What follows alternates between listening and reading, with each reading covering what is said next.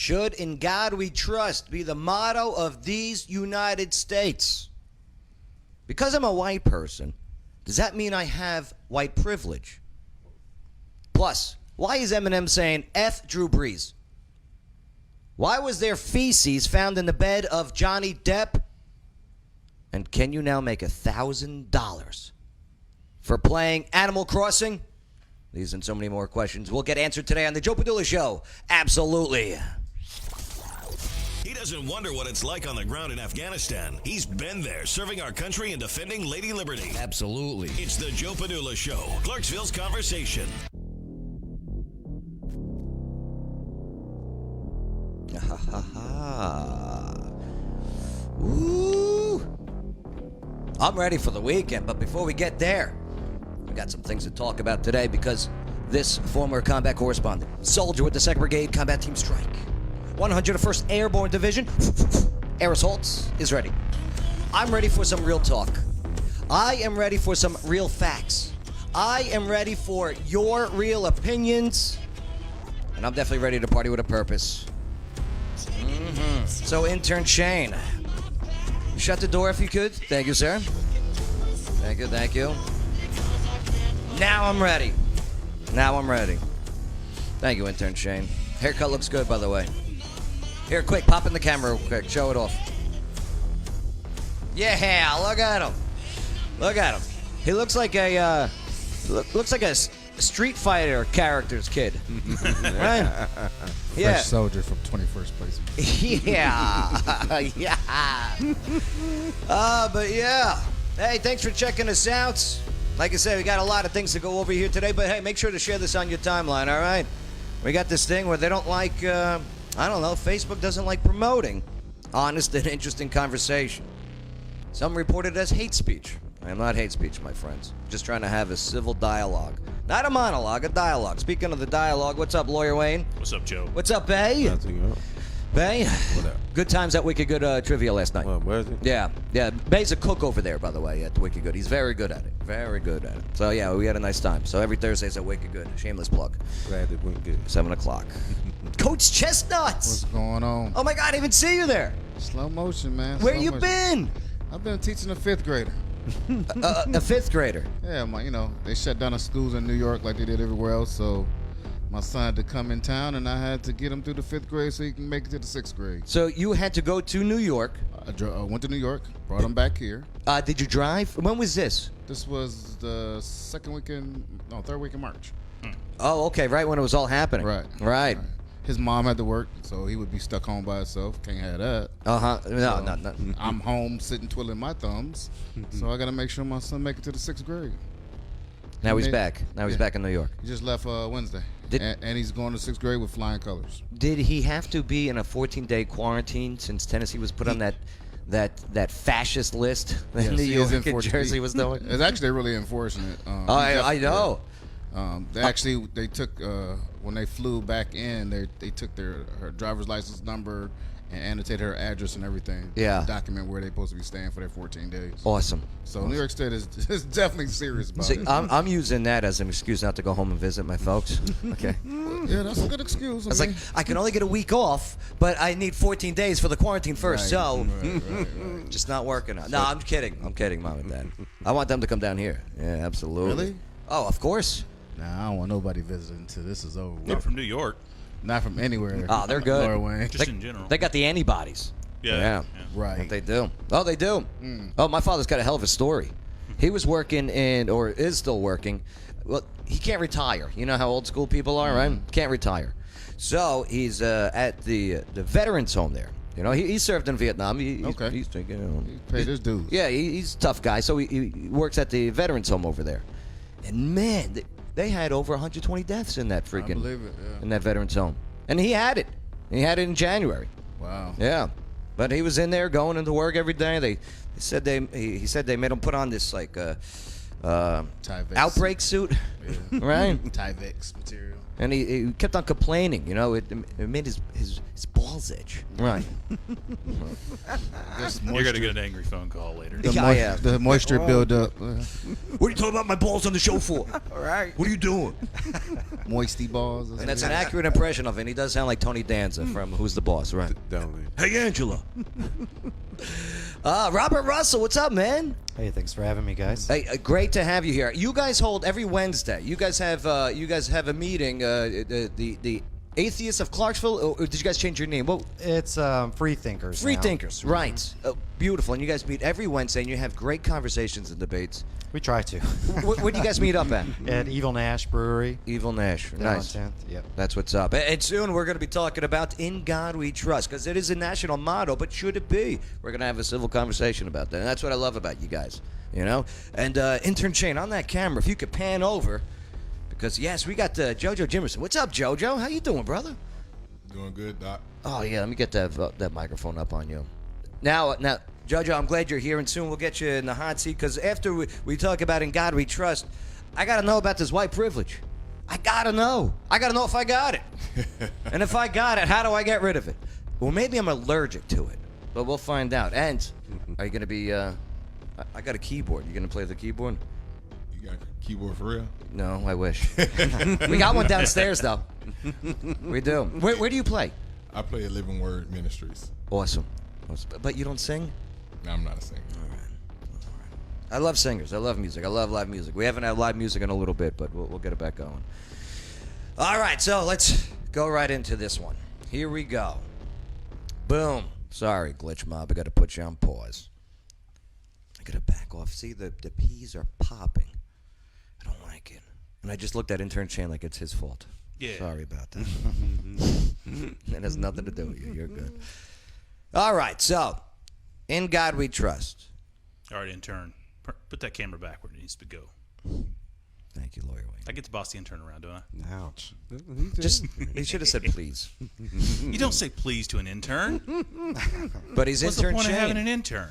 Hey, I'm supposed to be the harsh one on him.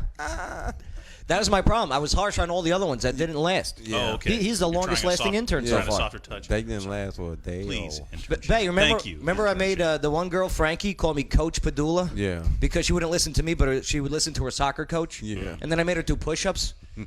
Yeah. She didn't last a while. Yeah. I bet. Live and learn. But all right, In God We Trust. All right, it's been on the U.S. currency since 1864 here. First on the coins during the Civil War, and then paper money nearly a century later. And that was in a totally different war, a Cold War.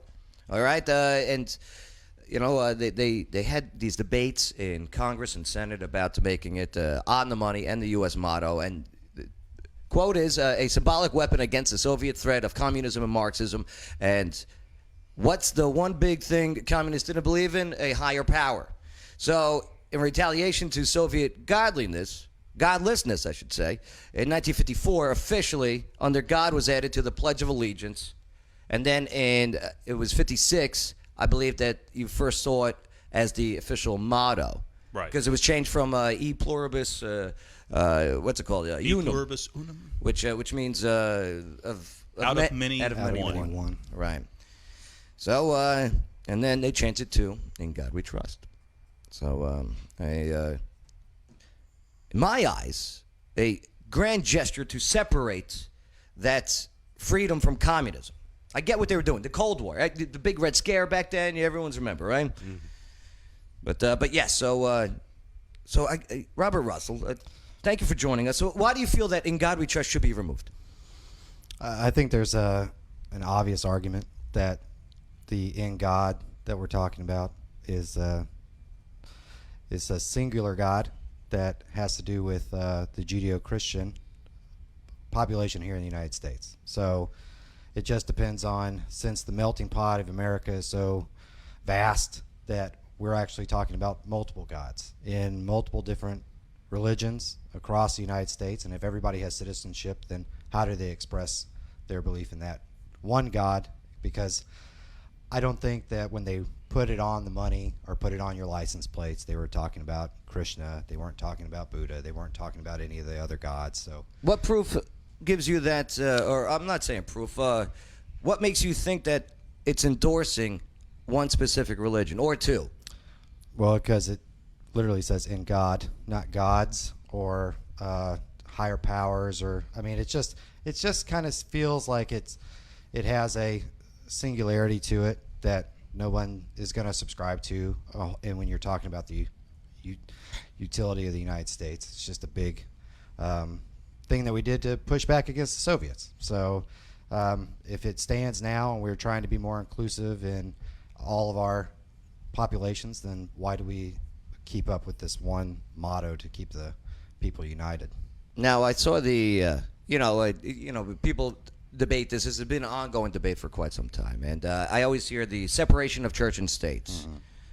Lawyer Wayne, do you know where separation of church and state, what document that's in? Yeah, it's one of the letters from Thomas Jefferson where he was assuring a minister, I believe it was, that there would always be a wall of separation between the church and state that wouldn't be encroaching on their religion. Right, but not in the Constitution or anything. Now, the Constitution has what we call the Establishment Clause. Right. It says Congress shall not establish a religion. Right. Now, with the as a Christian, okay, I answer to who I believe in. Right. Is my maker, and now when it comes to other religions, okay, Muslims they call Allah, right? Right. Allah, when translated into English, is. I believe we always translate it as God. Does it though? Yeah. It carries a certain connotation. We know who we're talking about when we talk about Allah. Well, yeah, you know who you're talking about when you talk about Allah, but the Judeo-Christian God is a God of three, right? He's the Father, the Son, and the Holy Spirit, and Islam doesn't observe that. They have Muhammad, who was a prophet, Right. but they don't have their Allah as a split entity to them. So there is a defining factor there between us. They have a God that they parsec to one specific being, and we have one that moves in three fashions. The Judeo-Christians. Now, Coach Chestnut, okay, you're involved with the Montgomery County school systems. In God we trust. Pledge of Allegiance, okay? One nation under God. Do they even do the Pledge of Allegiance in the schools anymore? Yes, we still do the Pledge of Allegiance. And what is the sentiment and the feeling of those doing under God in school? To be honest with you, I think we all just do it as of a feel of nature, and we just everyone does it, so we just do it. In 6 years, I probably had maybe 1 or 2 students question it, but I just turned it into a lesson plan, and I put it to you like I feel like everyone has a right to believe and think what they want to believe, right? And I'm not gonna create a confrontation in a school environment for that anyway. If you don't want to stand for it, if you don't want to be involved in it, then my point was just sit quietly and let's get through it, and then you have that moment of silence to do whatever you need to do as your individual faith as well. So I think you're not gonna make everyone happy, but everyone has the opportunity to do what they need to do before they get their day started as well. Hey, ever have an issue with seeing money? In God we trust, a national motto on it. A coin, a bill. Nope. No. Never said I'm not going to take that. Do you understand where the ones who do see it, maybe I don't want to say triggered the word, or do people get triggered by it? Some probably do, if they don't believe in that faith. Everybody got their own opinion on things. And America is a Christian-based country, ain't it? It is based on Judeo-Christian values, the foundation of it, and but I understand the argument that not everybody, has a God, like an atheist. All right, Jojo, an atheist, and intern Shane, I did that because you just sat down. Yeah, hand that camera back. I'm sorry, camera 4 is not operating at the moment. I'm sorry. Okay, Jojo. Okay, you mentioned earlier. Okay, you play the keys in your church. Okay, so a Christian church. Yes. Okay, and an atheist. Who do you think an atheist sees as a God or a higher being, or if any? I can't say what an atheist sees. I can only go by what I see. If that makes sense. Yeah. I mean, it can be numerous things. Some can think of. Some can think of. I think of self. I think of the environment. I think of what's in front of me. I think of facts. So I can't say what atheist thinks of because I think as a Christian. So I can't say that. Understood. Robert, an atheist. What would an atheist like to have as the national motto, or even have a national motto? Yeah, I mean, whatever the national motto is as long as it doesn't subscribe to some kind of higher power that can't be, factually tested against science, would probably be the national thing that we should do. I mean, it kind of throws me for a loop too, because we talk about such a spiritual aspect to people's spirituality is very personal to them. Yeah. So to prescribe the entire United States to a singular motto, especially on currency, right? I mean, currency is like I read rooted in evil. I read some people that had some very angry things to say about putting it on the currency, and they said it cheapens. We don't want that associated with money in the first place. Well, you put Christians on the currency. Sure. You put presidents on the country. Yeah. You put important people on the currency. Right. I'm frankly very uncomfortable with that as the motto for a variety of reasons. I think it was probably a bad idea to do that in the first place, and I don't like the motivations that it came from. See, I don't mind the motivation that it came from. When you look at the history of it, it sounds like both when they started doing it back originally and especially during the Cold War, it tended to suggest that God is on our side in this conflict, in the conflict with communism, or in the conflict with the Union versus the Confederates, when it took off too. To call upon, to put that on your money as if you're going to call upon God's favor, that to me is a bad motivation. I thought a lot about the motto in terms of, it never bothered me because I agree with it. But just because I agree with it doesn't mean it's right. Right for everybody. If we said our national motto was, Allah is God and Muhammad is his prophet, that would make a lot of people very uncomfortable, because they say, look, I'm not a Muslim. Right. Why is that the national motto? Is this a Muslim nation? But then I look at it, the word God itself. Right. It doesn't mean Christian God. It doesn't mean Jewish God. I get who created it for in that. God. But for an atheist or a Buddhist or someone who worships multiple gods, A Satanist who is God. Satan. It certainly doesn't make you feel. It suggests that the country has taken a position, right? And as an American, we have this idea of, you do not have to share. We are not a Christian country. We're a country full of Christians from the beginning, and still are to a great extent. But we don't hold ourselves out as being a Christian nation the way other countries, like England has the Church of England. Other countries are explicitly Muslim. Well, we know why the Church of England was created. Somebody wanted America, a divorce. America wasn't founded that way. In fact, it was founded as the opposite. It was intended to be welcoming to, if you want to come here and be of any religion or of no religion at all, that you are just as much an American. And when you create a motto that is explicitly religious like that, I have to worry, one, is it unwelcoming to those in minorities? And two, if we allow that kind of thing, if someday I, or the people that believe like me, are on the wrong side of it, have we opened up the door to, say, a Muslim motto or an atheist motto or something like that? Because just because the Christians, form a majority at some point in the past or even now, doesn't mean they always will. Well, then what should the motto be? Okay? What should be on that currency? Let's see. Facebook comments. I'm surely Yeah. somebody has suggested a better motto by now. Well, I mean, is the answer going back to e pluribus unum? Any politician that were to suggest that now would experience a lot of blowback, right? I think that would just, as they always would, but the culture wars and such, they're just going to open themselves up to people saying all kinds of nasty things about them.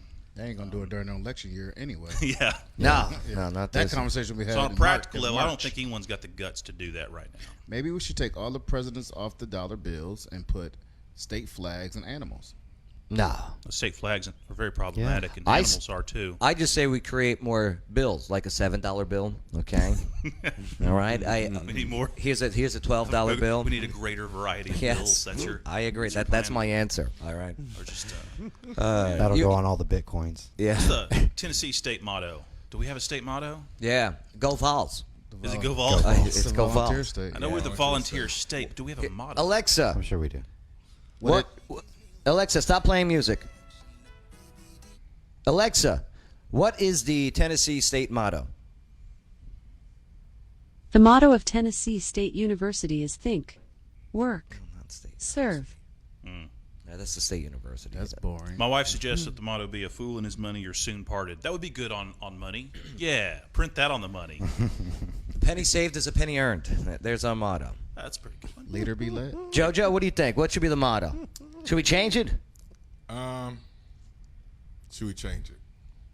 That's a hard answer. Intern Shane, this is your cue, yeah. Because I think the whole thing is based off like how people present, how they look at it. Because I look at the whole ends of like if you started a country, if you found or you let's say I just found some land and I took over. This is the land I got. Boom. What would I start it on? You're gonna start it on your own beliefs. But if you also welcome everybody else to join in, would you want people to come in and change what you have started? So it's like it's one of those things like I'm welcoming you in, come join in and be a part of it. But then once you come into my house, hey, you need to change that light bulb, you need to change that picture because, you see what I'm saying? It's like you're welcoming people in. But I look at it, they probably wasn't looking at the ends of offending people. They'll look at the ends, this is where I grew up on. This is a nation, we want to give everybody free rights to come in, believe what you want to believe.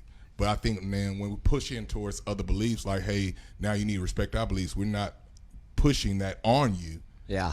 So, but it comes back the other way, like, hey, you need to change that, because I think also it's that passive aggressive thing. Like we're being passive, like we train, hey, you can believe what you want to believe, but then some people take that as this is an opportunity as well as like, let me change it towards what I want to, because that's what I want. What is the saying? Give an inch. Yeah. Right. They'll take them out. What JoJo says is kind of the legal reasoning why we don't have problems in America. You can imagine people complain and say, "In God we trust." Why? They challenge that in court. And what he says about the idea of if you're founding a new country, that you're going to found it on the principles that you believe, is basically the reason why things like the national motto and putting under God in the pledge and such have survived legal challenges. If you think about it, the Declaration of Independence is tied up with the founding of the country, and it speaks of a creator endowing us with rights and such. It's bound up in the principles of what founded the country. And if we start to say, look, any acknowledgement of the idea of a higher power is against, say, the Constitution, well, you might say, well, why are we even allowed to display the Declaration of Independence at this point? So the courts have basically said, look, it's okay to acknowledge that the founding principles of the country had these ideas for their institutions. What that means to us today is a debate that, we're having now. Right. And Robert, you bring up a good point, because it's not like, and yeah, that's your cue. He's killing it, though. He's killing it. I love it. I like it. Now, it's not like it's one or two groups that are pushing for this. It is a decent amount of people. Yeah. I mean, it's not a majority, but that doesn't make any difference. You know what I mean? Yeah. My argument, my biggest argument always is that because religion is so ingrained in our national culture, and especially when you have so much religious text on parts of the state where we don't feel like it should be, I guarantee you that the single largest loser of any political campaign would be any person in America right now that would run on a completely atheistic platform. If someone stood up to run for Congress or Senate, mayor, anything, if they came out and said that they do not believe in God and it is not a part of their core belief system, they would not be voted in. It's the hardest thing to run on. That is kind of true, and there are people that do fake religion as they run for political offices. I mean, we all have seen that. It becomes like a talking point. Yeah. It's because it should be uniquely personal to you. It shouldn't have any really real bearing on your moral or ethical aptitude to run for a service in the United States, but it does for some reason because it's so ingrained. One thing I can't stand when I watch politicians at all levels, local, state, federal, you got a white politician that goes into a black church, okay, and tries to clap and beat. All right, it's painful. It is painful. It's painful. Coach Chestnut, ever see it? Yes. We've seen it. Not only Are that. you suggesting that white people don't have rhythm? No, some don't. That's I a little do. racist. I used to be a break dancer. I know you did. Okay. I saw you try to rap yesterday. Oh yeah, not bad, not bad. I'm a little out of practice, but I don't know. For me personally, going back to what I was talking about with the creation of the motto and its origin, I still believe personally that In God We Trust is in place to remind us that we are not like a communist country or a Marxist nation that was introduced when it was introduced anyway.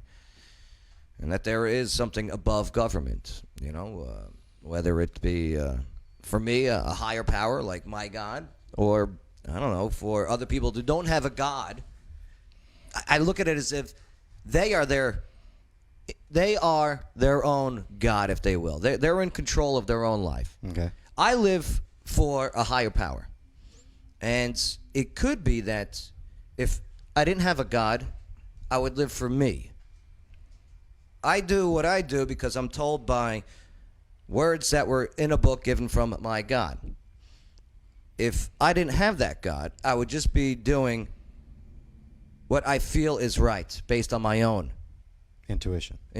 Yeah. Right. But then again, you don't have to touch money. Everything on a prepaid card nowadays. Yeah, that's right. Soon it's going to be on our debit cards. You don't even have to mess with money. You don't want to mess with it. I got a question. Yes, So sir. How did this all come about? Like, how did the conversation in your group come about? The statement on money. What was the origin of the conversation? Oh, we I haven't think had. it was Joe's idea. I think it was Joe's Oh, it was idea to Joe's have us idea. talk about it today. Okay. Yeah, when we meet on Wednesday nights down at Evil I thought Nash. someone made a comment and then. So we meet on Wednesday nights down at Evil Nash Brewery, and we just kind of pick a random topic, anything, if it's philosophical or current events. A lot of COVID stuff now, I bet. and everything that's going on. But we just pick it, and then we just pick it to pieces until we. What's the address of Evil Nash? What street is that? I think it's 10th Street. Yeah, it's on 10th 10th Street. 10th Yeah. Street. It's the old Pick a Rib. Right. You remember where the old Pick a Rib? Evil Nash Wednesdays. What time you guys gather? Somewhere between 6:30 and 7 most of the time. And that's what I love about you guys' group. You're able to have conversation because you go on Facebook today or social media or Instagram or anything, and it's all the angry stuff. Well, that's what we tried to get into, was bringing groups of people together to talk face to face, so that you didn't get to hide behind a keyboard. You actually had to meet them face to face and realize that even though you differed, you could still have a beer and discuss things. But I mean, a lot of the things that we talk about aren't always argumentative or debatable. It's just conversation, just thinking out loud. Yeah, just thinking out loud. That's what's up. Like we should bring, like, once a month we should bring you in and Sure. you bring up a topic. Oh yeah, I think that'd be cool. Yeah, that'd be cool for sure. So yes, don't forget Wednesdays, Evil Nash. Okay, 7 o'clock ish. All right, get there, get your drinks, and man, have some good conversation. I appreciate you, brother. Thank you. Yeah, no doubt, no doubt. All right, coming up next. Well, I'm a white guy, right? And I don't feel like I have white privilege, but yet a new friend of mine, okay, on his Facebook page, I was seeing these posts, and it was claiming that people like me, have it. So to discuss it, JoJo Jimerson, he's going to join us to go over it all. Pretty fly for a white guy is next on the Joe Padula Show. Absolutely. Hey, this is Coach Chestnut at the Joe Padula Show. What I like most about Joe is get an opportunity to talk and share our stories here in Clarksville. Absolutely. Get ready to hit the jackpot on Vegas thrills when Oak Grove Racing, Gaming, and Hotel opens this summer. Owned and operated by Churchill Downs, Oak Grove Gaming will be bringing a whole lot of Vegas action without the flight. Featuring over 1,300 exciting games, a 5-story hotel, delicious dining, live racing, and much more. Opening this summer right across from Fort Campbell, it'll be a great place to play and work. That's right. Oak Grove Gaming is now hiring hardworking, energetic people. Start or advance your career in the gaming and hospitality industry. Full and part-time positions are available, offering great pay and benefits. From food and beverage to finance, marketing to maintenance technicians, many great opportunities are immediately available, with new ones continually added. For a complete listing of positions and to apply online anytime, visit oakgrovegaming.com. That's oakgrovegaming.com. Oak Grove Gaming is an equal opportunity employer. Gambling problem? Call 1-800-GAMBLER. So, one of the most stressful things to do is buy or sell a house. Well, that all changes. Why? Shelley Holiday, Realtor, Remax, North Star. She eliminates the stress parts of buying or selling a house. She'll work that deal. She networks. She knows how to do it. She's Shelley Holiday, Realtor Remax North Star, and you want her. I'll tell you what, just go to her Facebook page. She's Shelley Holiday, Realtor Remax North Star. Just do it. Click like, send her a message.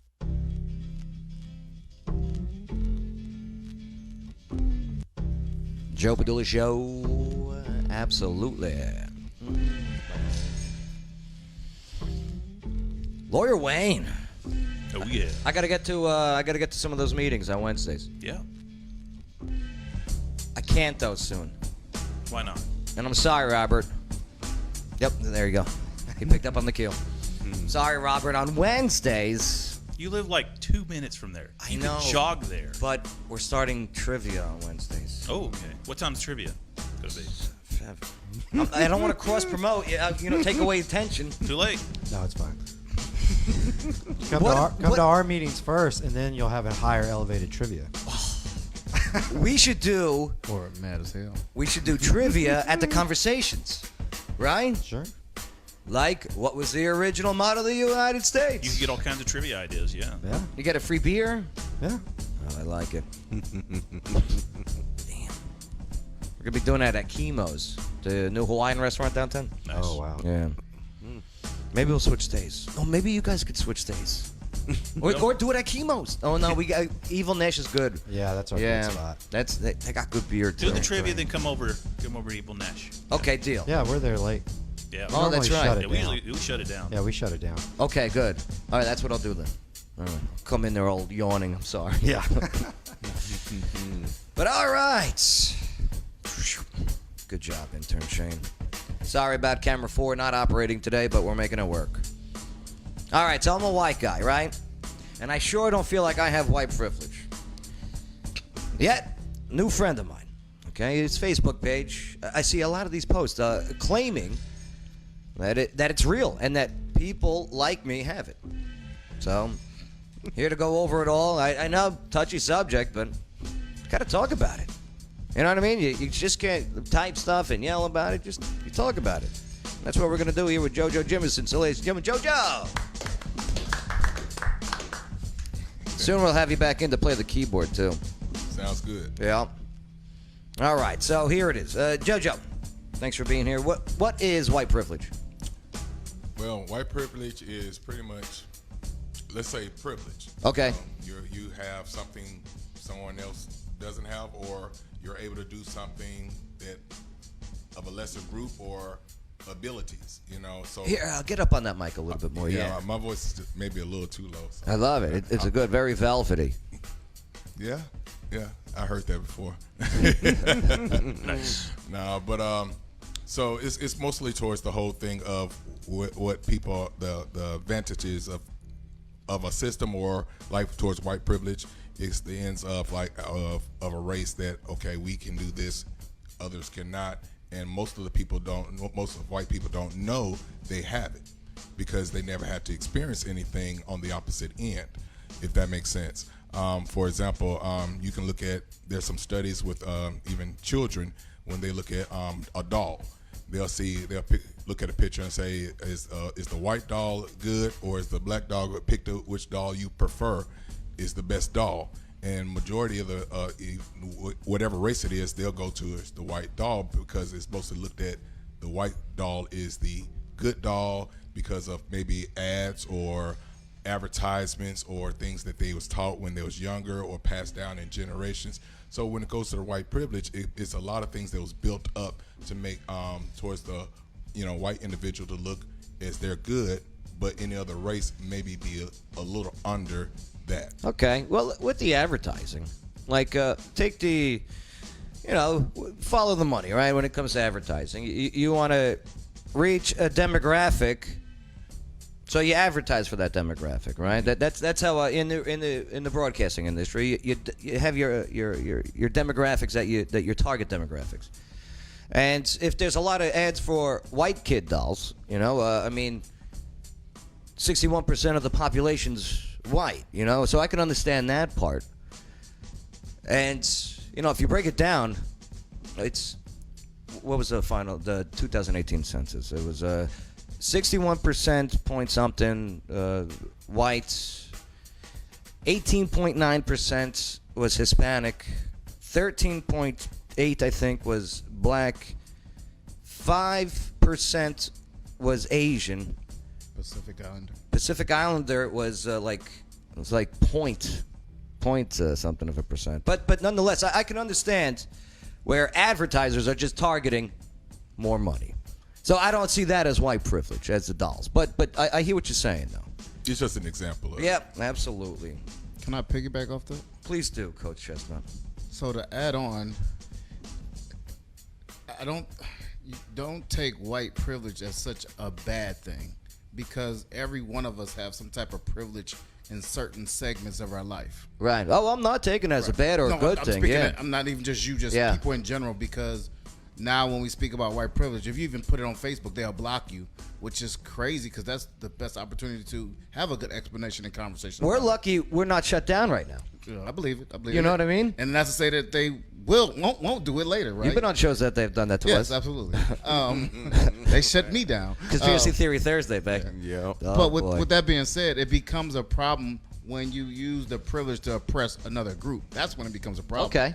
So if you're not using the privilege to oppress another group, then the privilege is already set up before you were born, because it's systematic. This is where racism and systemic racism comes in. What You a- understand? Jojo, what about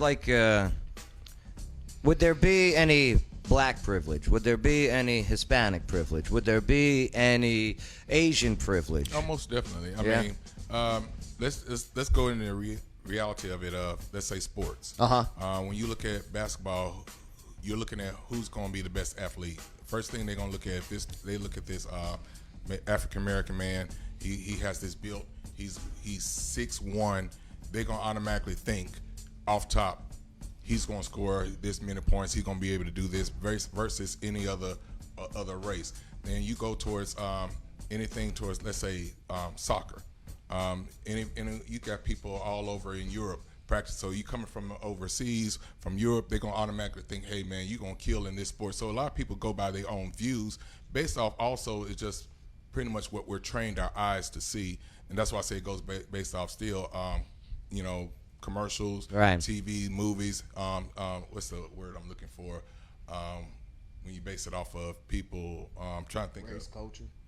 race culture. Like for example, like they say they say black people like grape Kool-Aid, Stereotypes. Stereotypes, right. So, like things in that nature. So Right. people going by stereotypes. Yeah, and versus there is a difference anything. between stereotypes and stats. You know what I mean? Correct. Right. And the stereotypes, like back in the day, all right? And I grew up in a very diverse area. You know what I mean? Jersey and New York, I mean, you walk around, you see all walks of life, which was great.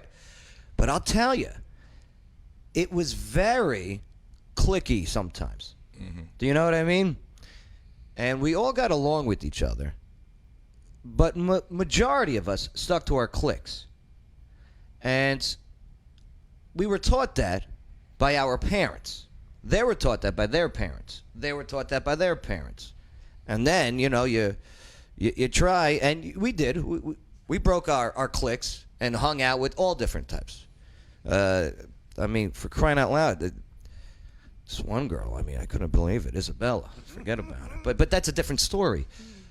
So how do we end that privilege then that these cliques give each other? To end it, first, I look at anything towards even like, let's say, racism is first to acknowledge what is happening. That's the number one thing. If you don't acknowledge it or I don't believe it just because I don't want to believe it, that's where the problem comes in. To understand, like, if somebody's hurting, you have to look at it like you're hurting. If I'm looking at it, I've always been on top, there's a problem. If I've never suffered anything, there's a problem. If I'm comfortable, there's a problem, because then how do you grow? How do you realize? So if I'm not looking at somebody else suffering and I'm just telling them they're down, I need to go down to your level as well to see, okay, why are you hurting?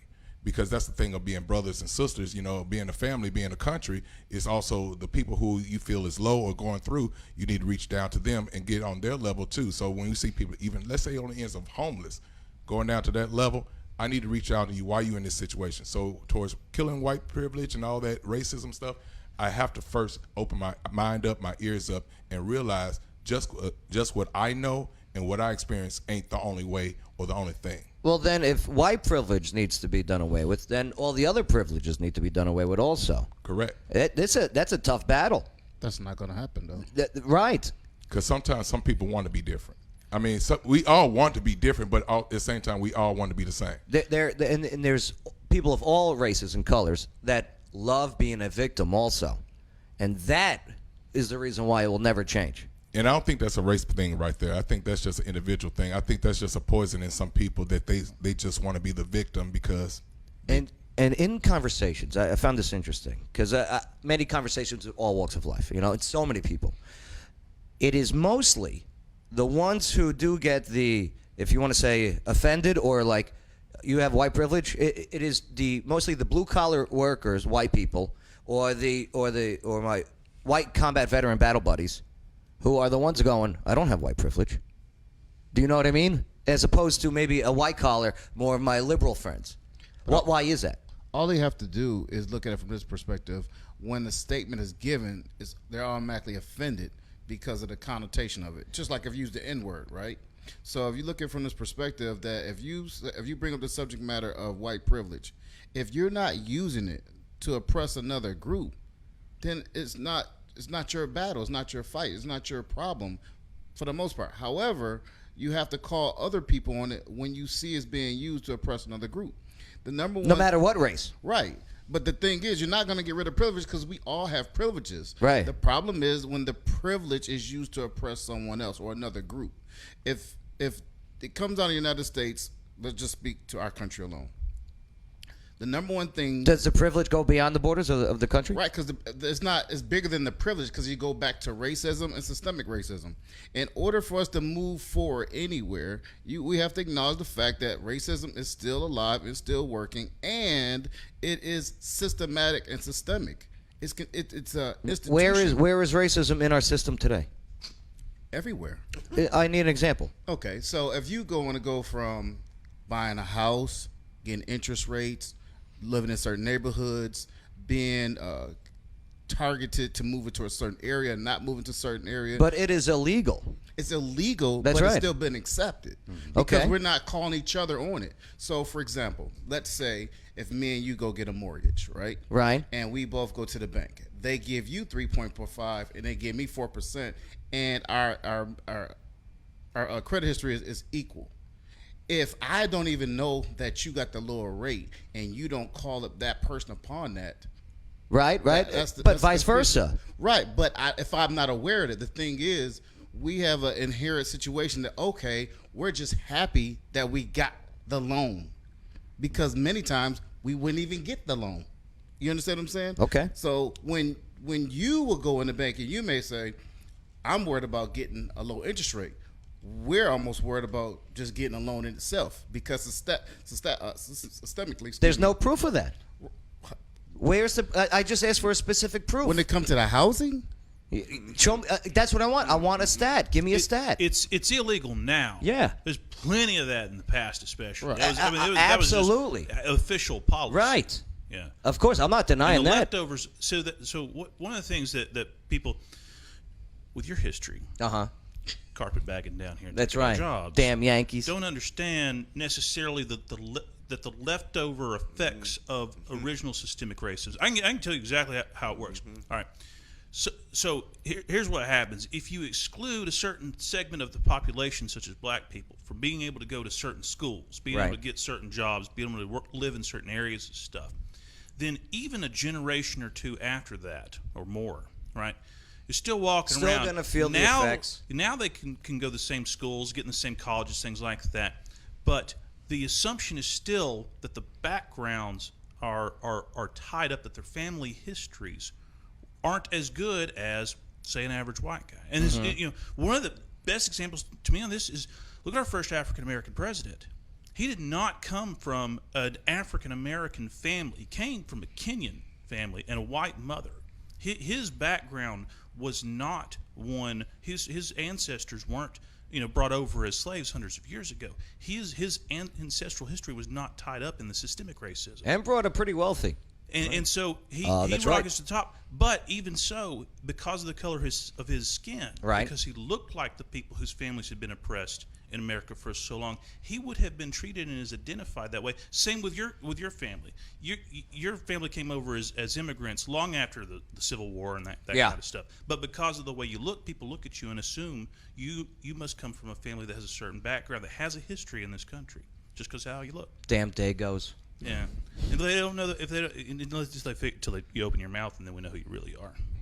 Yeah, I know. I'm working on my yawls though. All right, hey yawl. Right. If I can add on to it, you said some facts. Like if you look at the prison system, you can look at a majority of it is African Americans, because also one of the issues is if you go through the whole prison system, you ask them how many people really believe they're innocent. How many times it's been proven that a lot of people of color is put in prisons and they're found out innocent later on, because it's easier for them to go through the system than the normal white individual, because of the thing is always looked upon, we're violent, we go through this, it's how we look at it.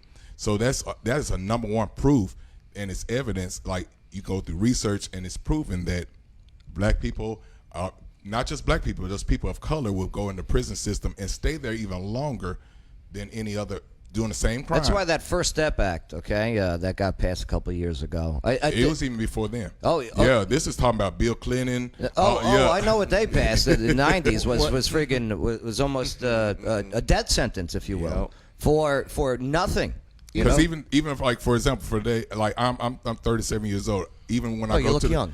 I appreciate that. Don't worry about it. Even go through the store, even at this age, every time I walk out of the store, if I don't have nothing in my hands, I feel somebody going to tackle me. Right. I feel somebody's going.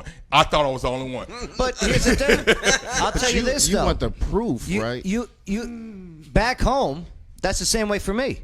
If I go into a store, that's a great example. All right. If I go into the bodega, all right, I go in, I saw a roach. I'm going out. Okay? They're going to look at me like I stole something. Right.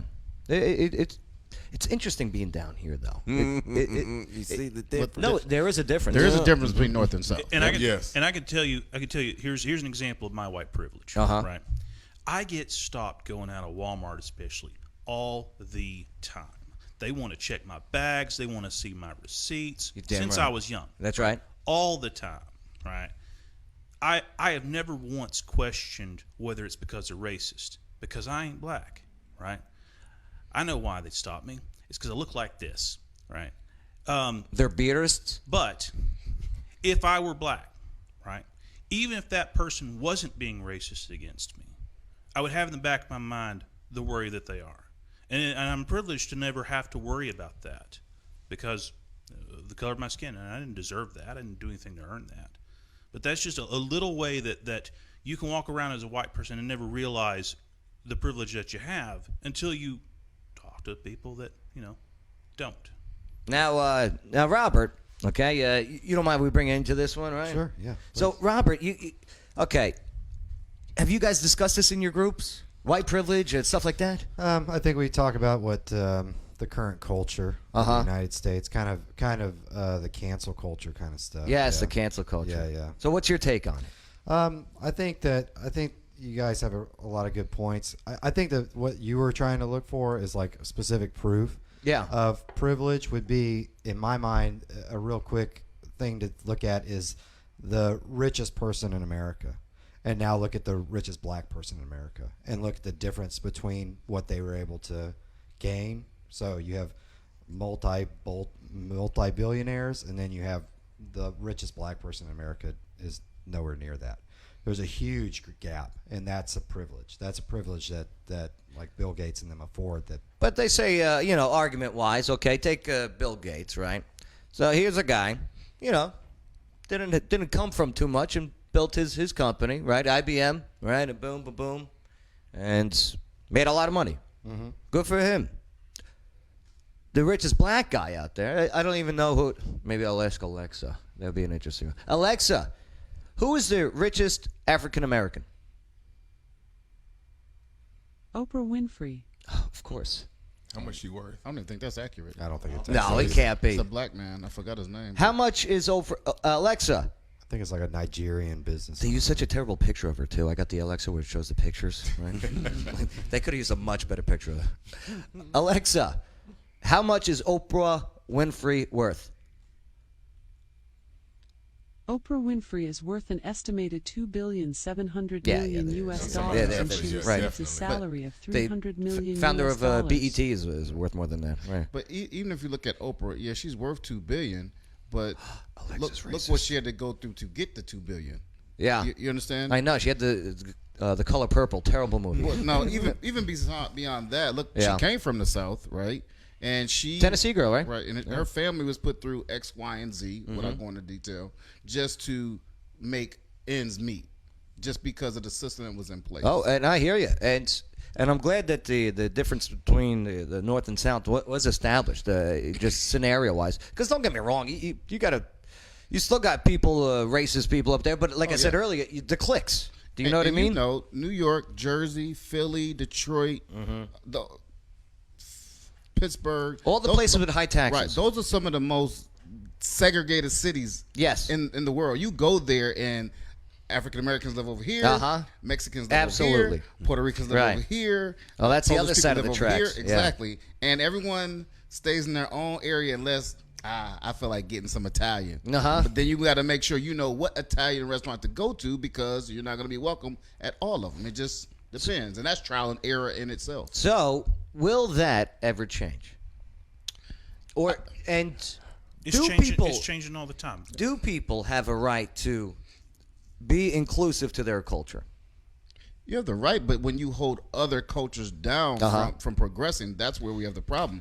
We just have to learn to hold each other accountable, and I think it's going to get better. We're going to completely eradicate it? No, but it can't be just a daily occurrence. Like people just doing what they want to do. That's not acceptable in any form or fashion. I think it's already in process of being changed, because at one point it wasn't even talked about. Yeah.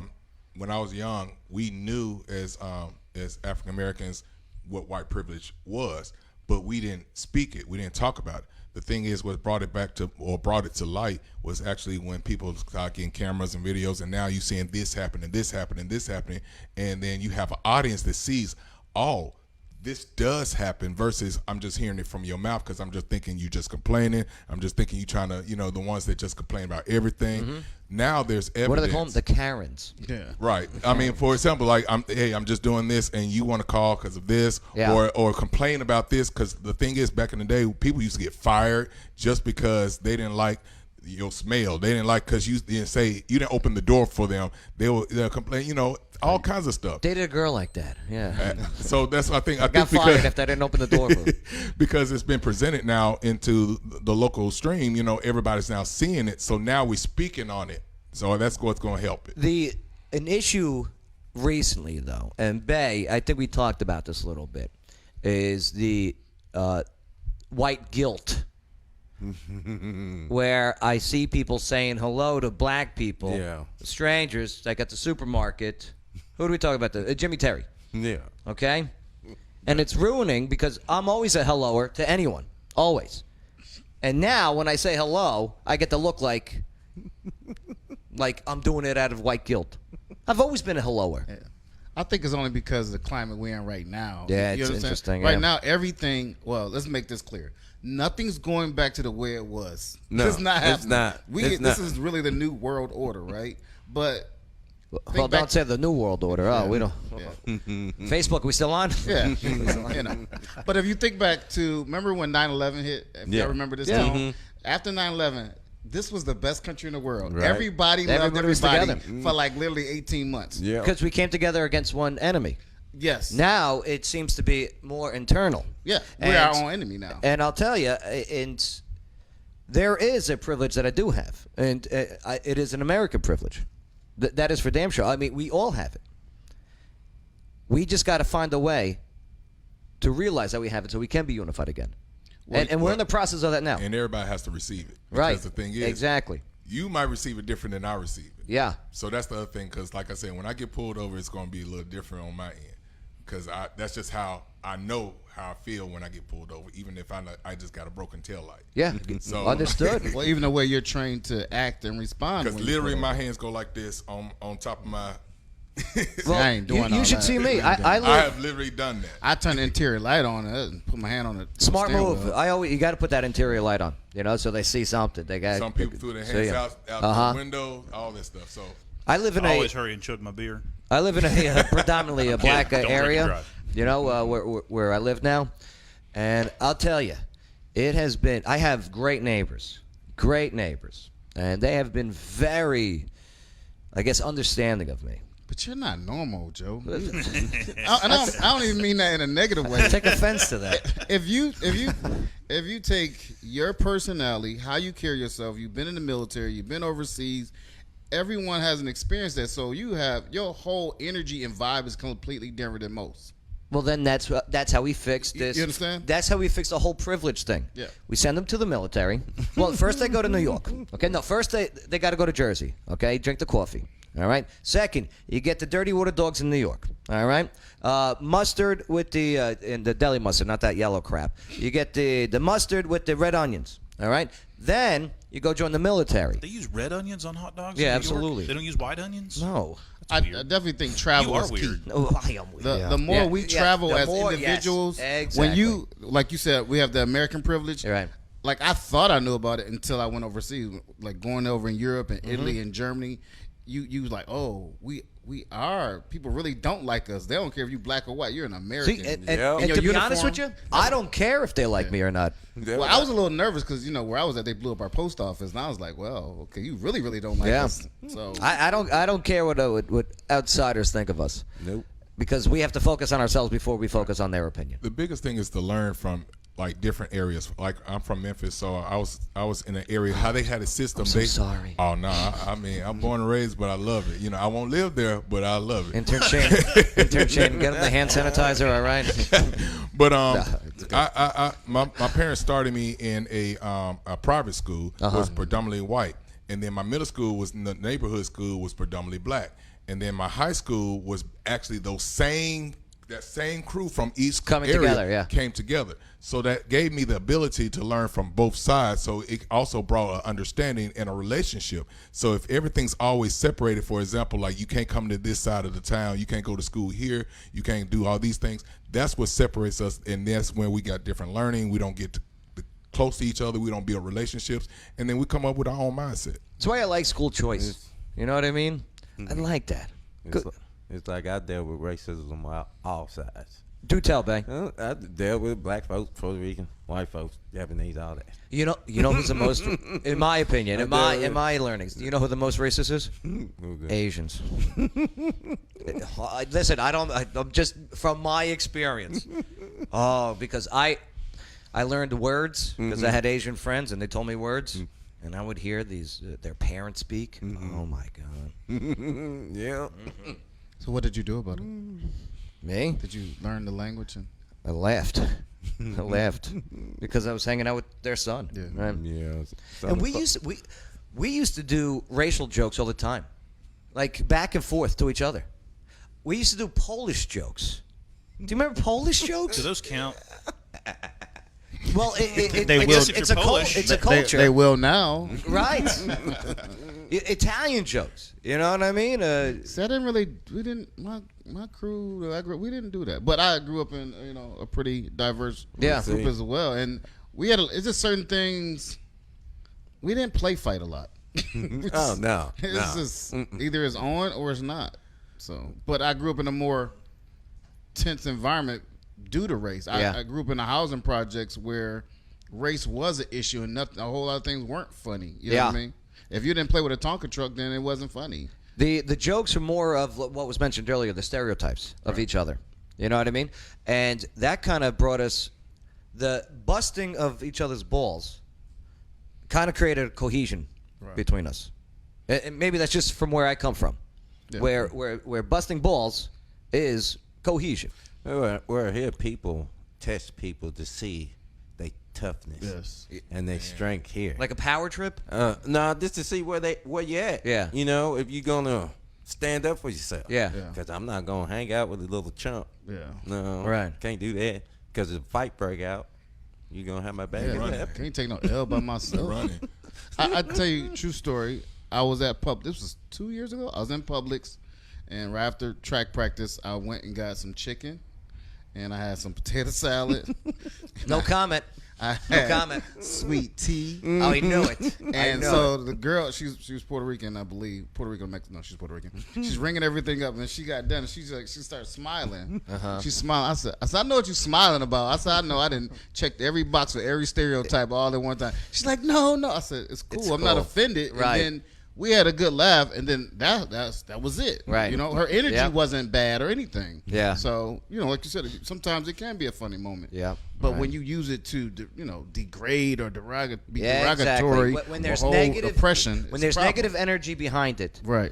When there's evil behind it, that's the problem. And we know the energy, but the people who's using that negative energy try to act like, no, we know. Right. No, Yeah, we because there's know. a lot of comedians that they use it as an Absolutely, advantage, but then right. also some that also use it to hurt another culture and things like that. So it's your purpose. Right. Am I doing it out of the to help, just to bring laughter amongst each other, bring joy? Yeah. Or is your purpose to tear down? Anytime your purpose is to tear down something, you automatically in the wrong. So it's not even just the whole. It's just good and evil. That's the point blank. Everything's about intention. Right? Intention. Right, Robin. Right. There's no bad guy. There's only you and me, and with this okay, disagree. I feel like I should be playing Lean on Me right now. Great movie. Coach Chestnut. Yes, sir. If this, I don't know. Yeah, it can't be fixed. Yeah. I mean, that's a terrible attitude and something terrible to say, but privilege, and we based it. You base it down to evil, right? That's where we brought it to, and there will always be evil, some way, somehow. Well, yeah. So we got to learn how to mitigate it. Yeah, I agree. We can't get rid of it, but we can mitigate it. We can reduce it and expose it. We can make it uncomfortable. You can It's overcome almost it. like who right now will go in the airport and say, "I got a bomb." Good luck with that one. We're not doing that, right? So that when it comes to racism and sexism and all other isms, we have to make it to the point where it's not acceptable. And the more you make it unacceptable, the less you will see it. It's still going to happen. It's like domestic violence. It's going to happen. We can't stop that. Two people in a relationship are going to argue, and someone's going to get to a fight eventually. And right? Yeah, right.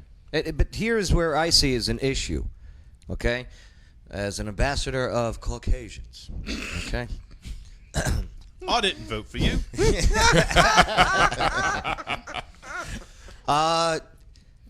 Is when people use white privilege, saying that you have white privilege, as an insult.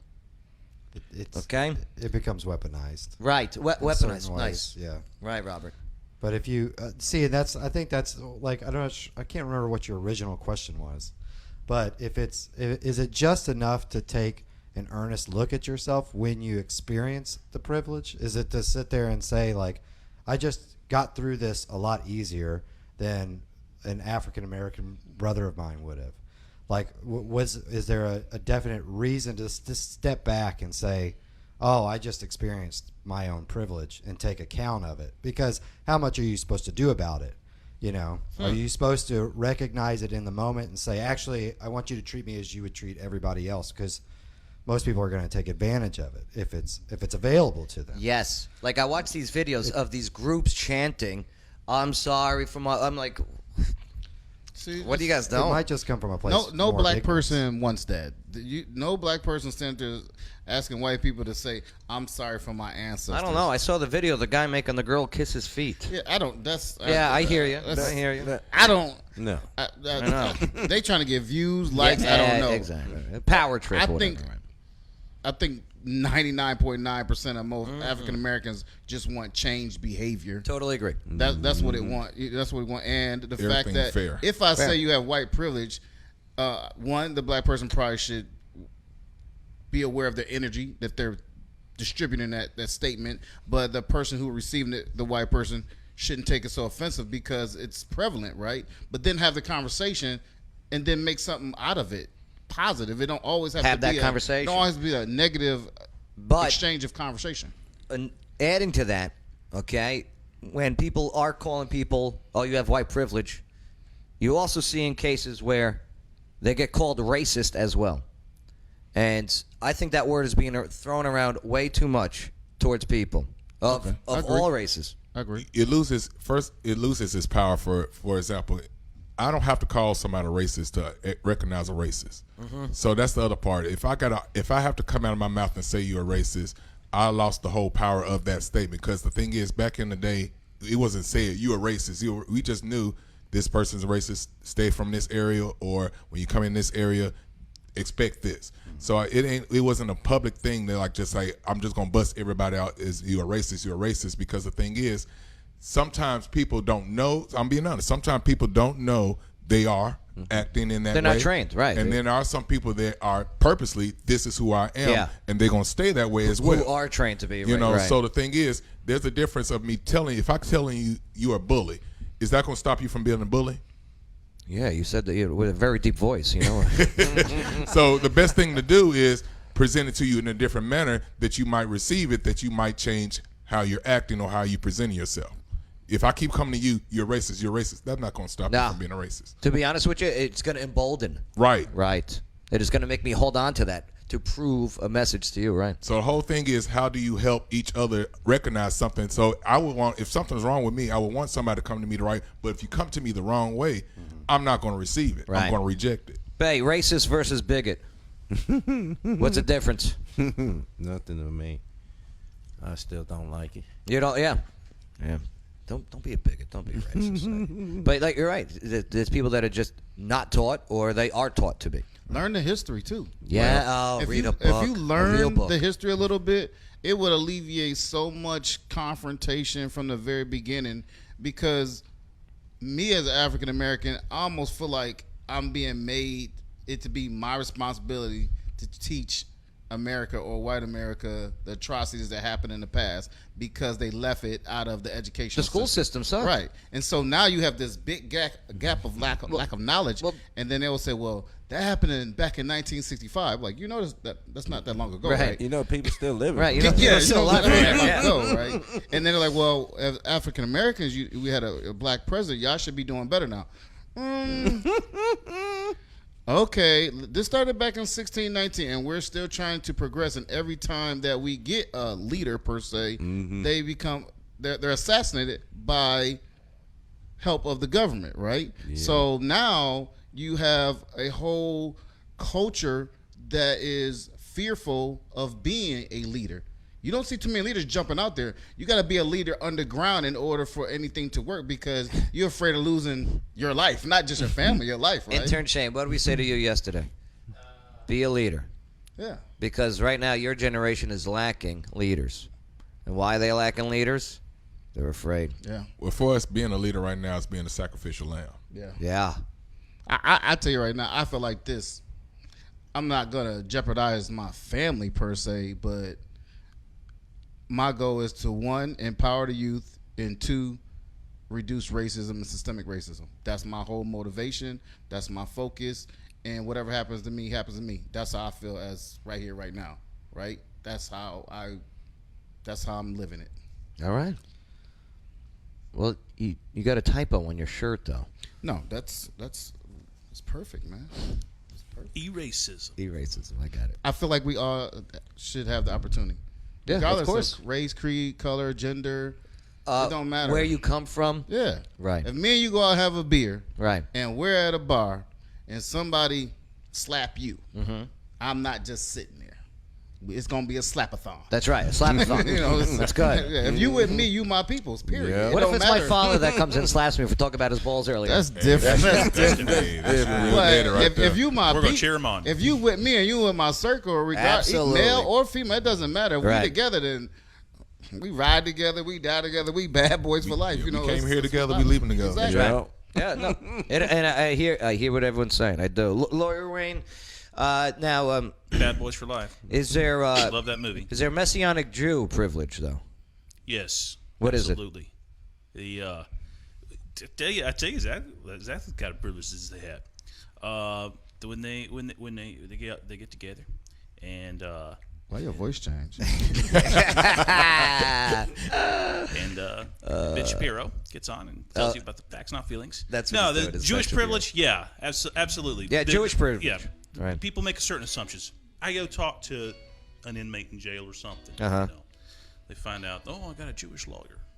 Oh yeah, They act a certain way. Think they're gonna win? No. all right. I'm going home. Even the Aryan Brotherhood, is happy to have a Jewish lawyer. Yeah. Wow. They're like, yeah, you people, y'all do good at that. Yeah, you're all very good at You it. just Thank good you, at getting sir. people out of prison. But it has its pros and cons. Unreal. That's good for money. Yeah. All them diapers you've been buying the years. right. Yeah. I'll tell you what, we went over a little time here, but I don't mind. We're not even going to do the Johnny Depp with the Oh, we're not poop. getting to the Johnny Depp and the poop. That's No. We won't do our rap news. We'll do that next week. okay. That give me a better chance for picking out the You stories. need to practice. Yeah, practice over the weekend.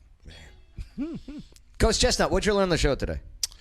I learned that we actually can have a conversation in spite of what's going on in today's world. I did lose faith for a minute that we could have legitimate conversations, so I'm glad that we could do that here right now. And you have the ability to broadcast it. And once again, I thank you for putting this together. Too easy. Barely an inconvenience. Right. Lawyer Wayne, what'd you learn on the show today? Learn I need to treat my interns better. Yeah, you're rough Say on them. please and thank you. Yeah. It's a new era. Right. I'm going to take that to heart. Thank you, intern Shane. You did a great job today. Yeah, he did. He was very good with the camera. After the first 5 minutes, then it was all good after that. Jojo, what'd you learn on the show today? Anything stand out for you? I learned it's a good vibe in this room, man. Right? Yeah. It's got good vibe. energy. Yeah. And we also have flat seltzer water. Yeah, so if you ever want any. Yeah, I brought my water. I'm good. Thanks for coming today. Appreciate it. Let's see how good intern Shane is.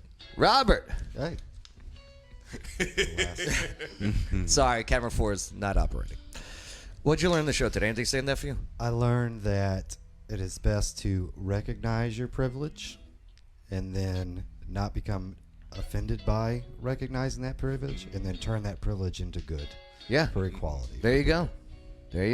That's what's up. I knew that when I came in here, but Yeah, that's right. It was reinforced. I was living that before I came here. I didn't have one. Wednesdays, Evil Nash. Evil Nash, sure. What time you guys start up? 6:30, 7 o'clock. Great conversations. Yeah, that's awesome. Thank you, brother. There we go. He's getting it. Don't worry. I'll get camera 4 operating. So. Oh, intern Shane, what'd you learn on the show today? Here, pop on that Lawyer Wayne microphone there, if you don't mind. Just don't blow into it, all right? And stand behind him so you're on camera. There you go. Austin P. Let's go P. There we go. He's in. Okay. Intern Shane, what'd you learn on the show today? Well, I learned a lot. Like, for one thing, I learned that there's a, I want to say atheist group, right? I want to make sure I got that. A collection of all minds, I believe. Free thinkers. Yeah, free thinkers. Yes, free thinkers. Like, there's a free thinkers thing going on, and I wouldn't mind checking that out, Please come. honestly. And aside from that, I learned from the usual with like everything that's been going on today, like the stereotypes, the racial culture, and everything like that. It's it's a lot to learn. It's like you learn something new every day with that subject. Yes, sir. It's true. Pass that along to your fellow young students over there. That conversation's part of the solution of the problem. All right, Bay, what'd you learn? 2 things. Okay, 2. Oh, and guys we trust on the money. Uh-huh. I wonder when they gonna change the money now. Oh, yeah. Rosa Parks, all them. They talk about all that. Telling you, make a $7 bill. Roses on it. And there is white privilege to a limit. Uh-huh. 'Cause I used it before with my friends. got out of some sticky situations. Man, you ain't lying. For a second, I thought you. Frankly, I'm taking my drunk friend home. Him and his girl just got into an argument. I learned that privileges come in all different forms. Yep. I'll tell you, some bad, but can some be good? Yeah. That's what I learned. Yeah. Some privilege can be used for good. And I learned that if I do get insulted by words, that's on me for feeling insulted. Do you know what I mean? Mm-hmm. It's up to me to, if I get called a name, like that girl that called me racist and everything. Yeah. It upset me a little bit until I thought about it. I got nothing to worry about. So, all right, we're going to get out of here. I can't believe it's this late already. Are we going to go for a drink, right? I'm in. Okay. Yeah, we're going for drinks. Jojo, you get hammered a lot. What do you drink? I get hammered a lot. That's what I heard. That it was in the bio. That's called the setup. In the bio. Yeah, that's Hold the on, setup. man. I need to read my bio, man. Jojo, you're a church going man. He trying to set you up. I'm like, I gotta read my bio. Wait a Evil minute. Nash. We'll stop by Evil Nash. Okay. Yeah, we'll stop by Evil Nash. All right, Clarksville. Hey, have a great, safe weekend. Thank you for allowing us to have your conversation right here on the Joe Padula Show, where Clarksville goes to party with a purpose. Absolutely.